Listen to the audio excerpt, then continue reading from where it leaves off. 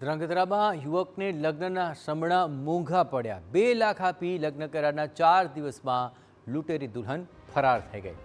હાલના સમયમાં દીકરાઓની સામે દીકરીઓનો જન્મદર નીચો ગયો છે અને તેને લઈને અનેક લગ્ન ઉત્સુક યુવકોને કન્યાઓ નથી મળતી।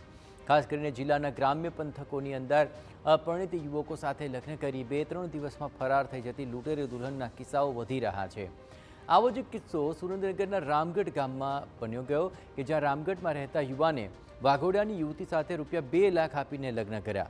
લગ્ન 4 દિવસ સુધી તો ઠીક ચાલ્યું, પરંતુ 4 દિવસ બાદ આ લૂંટેરી દુલ્હન લગ્ન સમયે ચડાવેલા દાગીના અને 18,000 રોકડા લઈને ફરાર થઈ ગઈ। ત્યારે યુવકે લૂંટેરી દુલ્હન સહિત કુલ 6 શખ્સો સામે છેતરપિંડીની ફરિયાદ નોંધી છે। પોલીસે પણ ફરિયાદના આધારે વધુ તપાસ શરૂ કરી છે।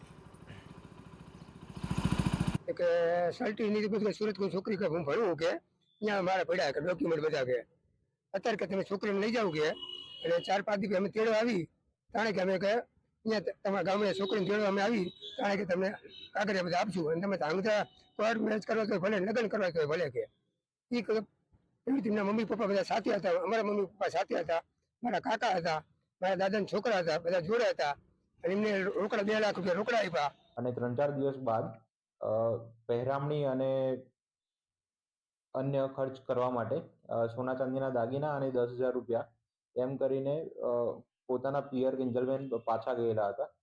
ત્યારબાદ અઠવાડિયા પછી તેડવા માટે ફોન કરતા ફરિયાદી શ્રીને ધમકી આપવામાં આવેલી હતી અને પરત નહીં આવે તે રીતે જાણ કરવામાં આવેલી હતી। આ સમગ્ર ઘટનાની તપાસ કરીને ધ્રાંગધ્રા તાલુકા પોલીસ સ્ટેશન ખાતે છેતરપિંડી અને વિશ્વાસઘાતની ફરિયાદ નોંધવામાં આવેલી।